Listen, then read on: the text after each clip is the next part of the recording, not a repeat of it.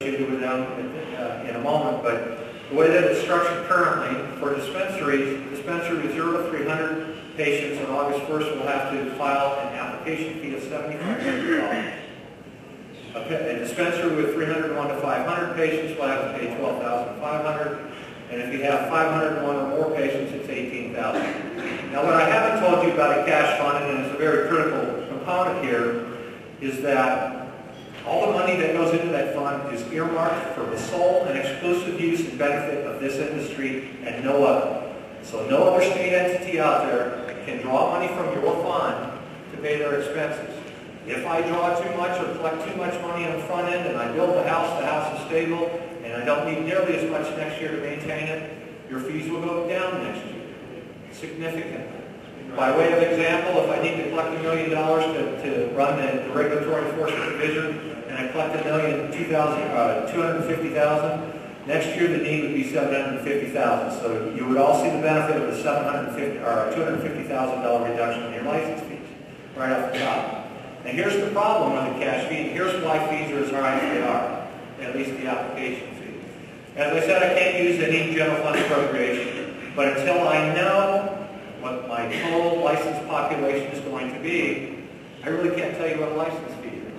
If I knew, for example, that I needed, again, for sake of argument, I had to collect $10,000 for the regulatory side of things, and that there were 10 licensees out there, it's a simple math problem. Everybody's license fee would be $1,000.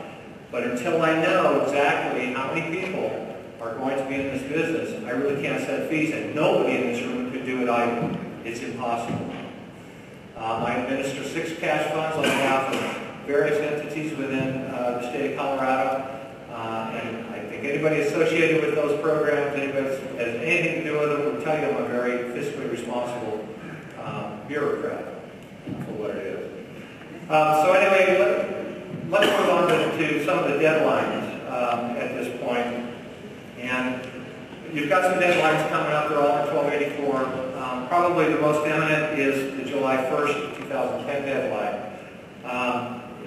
There were, at some point, various people talking about potential moratoriums and other kinds of things.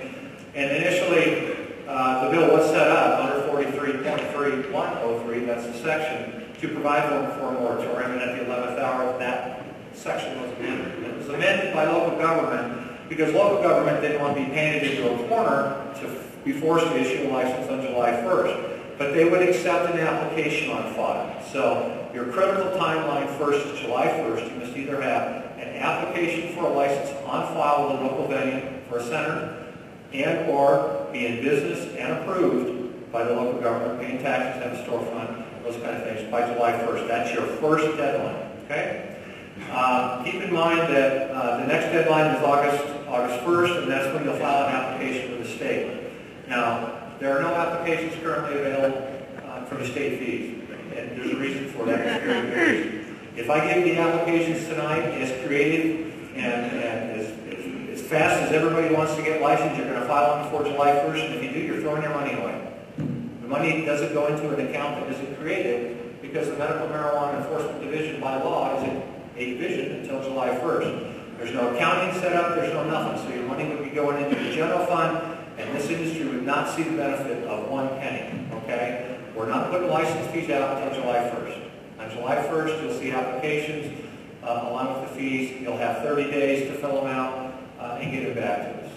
And we'll work with you through those processes as well. The next deadline is September 1st, and then on September 1st, you must certify, and we'll give you a form to do it, you must certify if you're a dispensary that you're growing 70% of the meds that you're selling. It's that simple.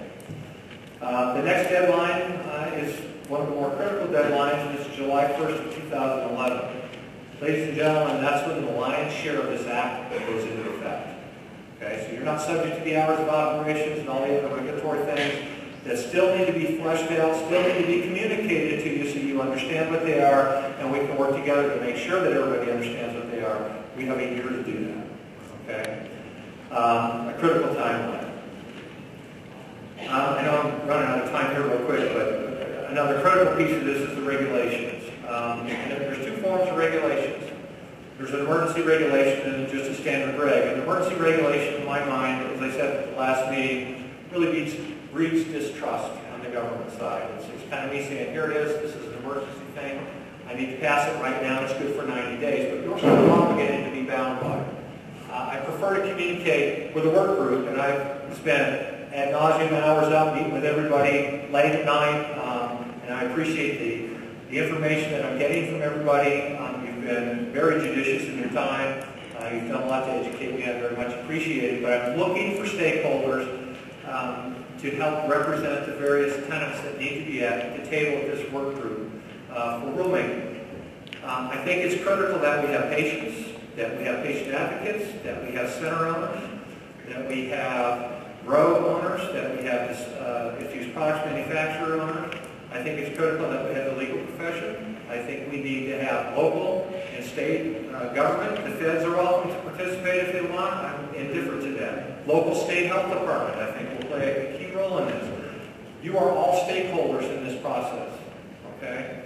The reality, however, is I can't run a forum with this many people sitting at a table. And the real true reality is, if I were to just use one example, what's a resident mean? If I were to ask anybody in here, I can assure you, you're all going to say something different. Okay? It's very difficult to find consensus when you have a group this large. So what I'm hopeful I can do is find the key people within this industry who can represent you well at the table, who can come to regular meetings at least twice a month. We can work through the regulatory things that need to be done. People that have an insight to your business, have knowledge about your business, who can represent your business at this forum, who can help me understand your business, and help me forge rules, again, that are fair and equitable to regulate the industry. The bottom line is when this is all done, a lot of things are going to happen. Probably the most prominent, most significant is that your business is going to be validated for the first time in the United States. And I'm proud of you.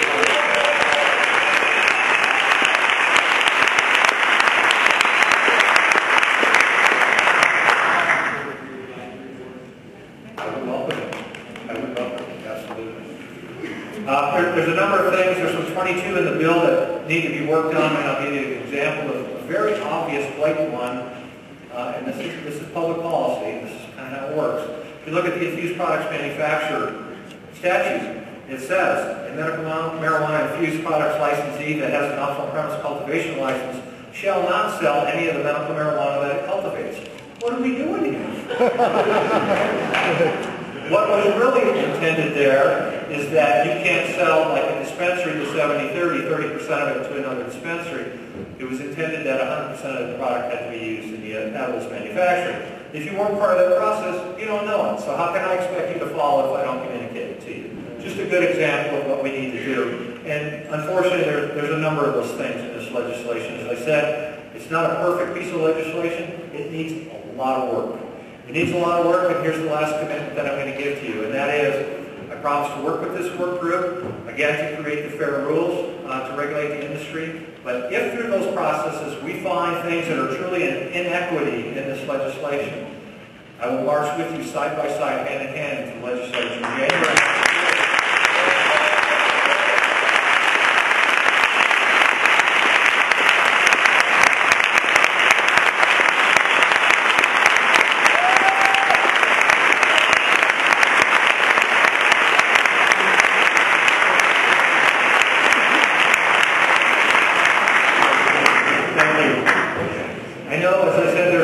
Misinformation out there. There's a lot of anxiety on behalf of the industry. Quite frankly, there's a lot of anxiety on this side of the stage too.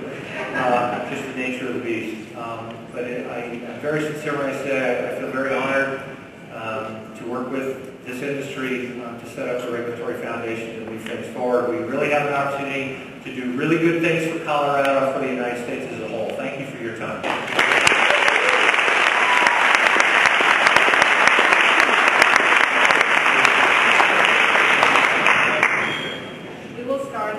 Question and answering session. So if you do have a question, if you could start lining up behind the two mics here. One question per person, please. While we're doing that, I just want to take this opportunity to thank our vendors in the